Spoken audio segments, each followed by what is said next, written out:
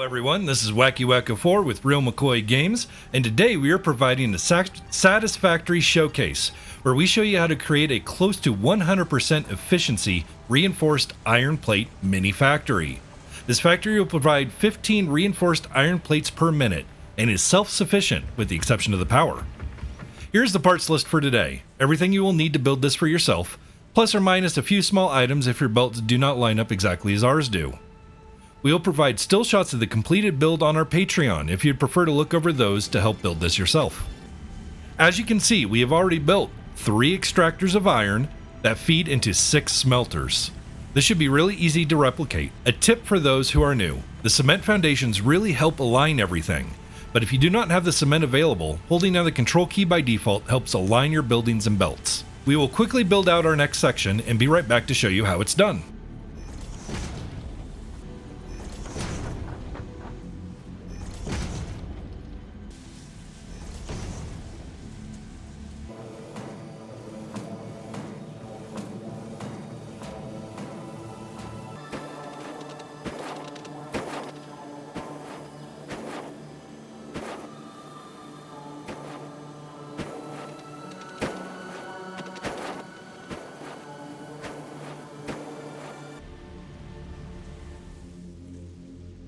Alright everyone, as you can see, we have 5 smelters that split off into 8 constructors. These constructors will be responsible for all of our iron plates and iron rods. From here, we're going to have to go through a series of splitters and mergers to balance all of our belts in between 5 constructors and 3 assemblers. We will go ahead and build out this now and be right back to show you what we've done and how to do it yourself. Alright everyone, as you can see, I have laid out the rest of the buildings for this project minus the very last storage container that we will be feeding our reinforced iron plates into. This is the layout that is as easy to understand as possible, though in all honesty, it's going to get fairly confusing. We have a merger right here, a splitter, a splitter, a merger, a splitter, a merger, a merger, and a splitter. We will run the belts to feed these 5 constructors and these 3 assemblers.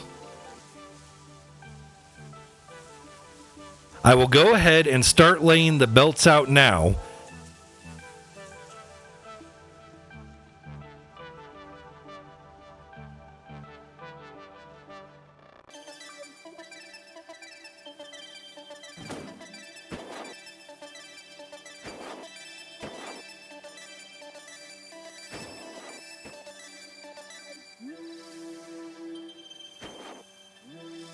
Alright everyone, as you can see, our bottommost constructor here feeds directly into a merger, and our thirdmost constructor feeds into a splitter. That splitter feeds both mergers, and these iron plates from both of these mergers will be going directly into assemblers.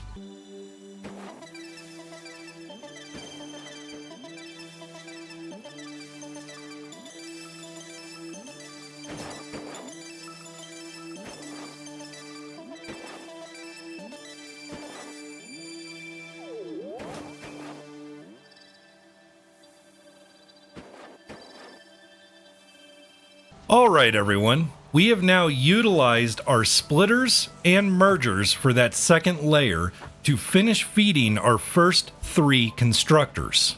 It's a little bit complicated but fairly easy to follow, we hope anyhow. We will continue on now with our last 3 constructors into our last assembler and last 2 furthermost constructors.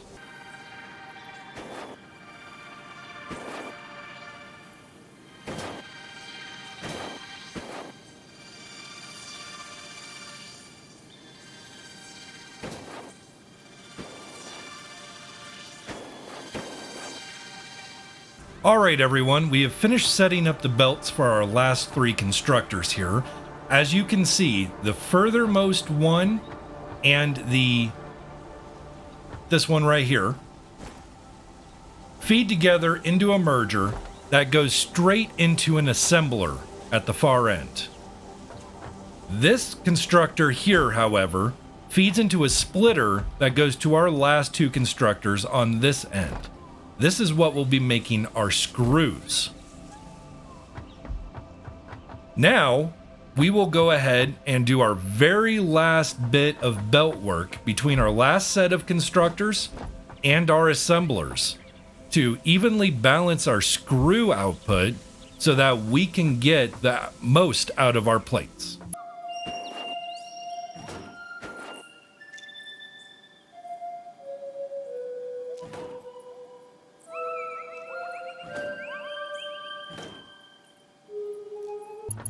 Alright everyone, we have finished laying out our splitters and our mergers.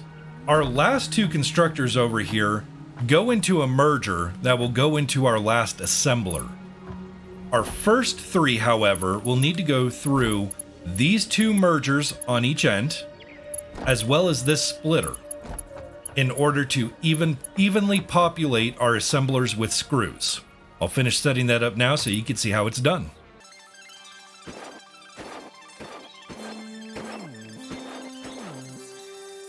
Alright everyone, we have completed this loadout. As you can see, we have 2 constructors on either end going into mergers.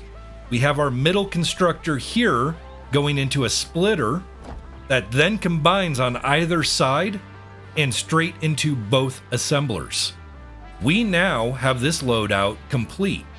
All we have left is to assign every machine to what they make, power the grid, and watch it create. We'll see you on the other side. Alright everyone, as you can see, we've applied power to this production line now. We have our 3 quarries creating our iron ore, which is then being fed into the 6 smelters, creating the iron ingots. I will now go through and activate each of the first set of constructors to their appropriate product, and we will show you from there. Alright everyone, in this first constructor closest to you, we first activate that as iron plates. Our second one will be iron rods. Our third one will be iron plates. Our fourth one will be iron rods. Our fifth one will be iron plates. Oh, I thought you were in the other tower. Excuse me, we are going from furthest from you to closest. Our next one, which will be the third from you, is going to be the iron plates at 50% capacity if you have already unlocked the ability to clock down your machines. If you haven't, you can run it at 100%. It will not mess anything up. It'll just use more power without actually producing a better effect. Our second to last one will be iron rods. And our very last one will be iron plates.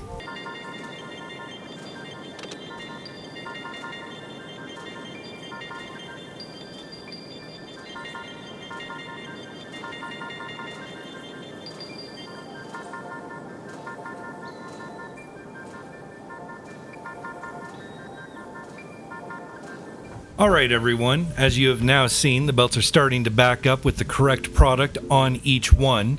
We will now activate the next row of machines. Our next row of constructors are really easy. All 5 of them are screws.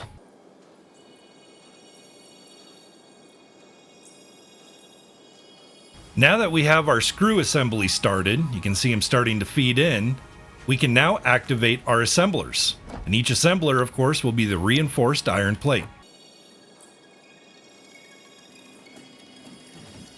From here, I'll create a storage box for them to all feed into with a merger.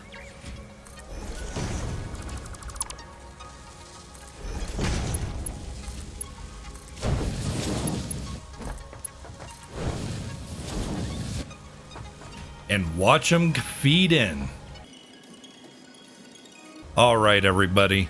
This has been a really fun project, our second tutorial that we've ever done. I know it can use a lot of work, maybe a better written script to start with instead of trying to improvise everything on the spot, so that way it sounds a little bit cleaner. But I do hope that we were able to convey everything to you properly in such a way that you can replicate it yourself. This is really, really useful.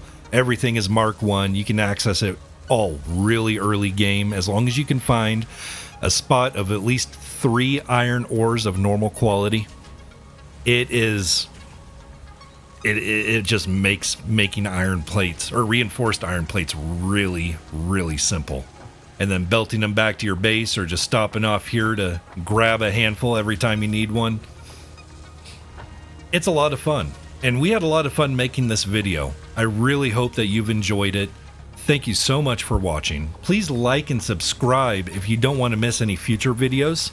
Please leave any kind of comment that you can, whether it be, cheering us on, telling us how bad we did, or maybe even giving us hints on how we can improve that we may not have thought of yet. It would be really appreciated.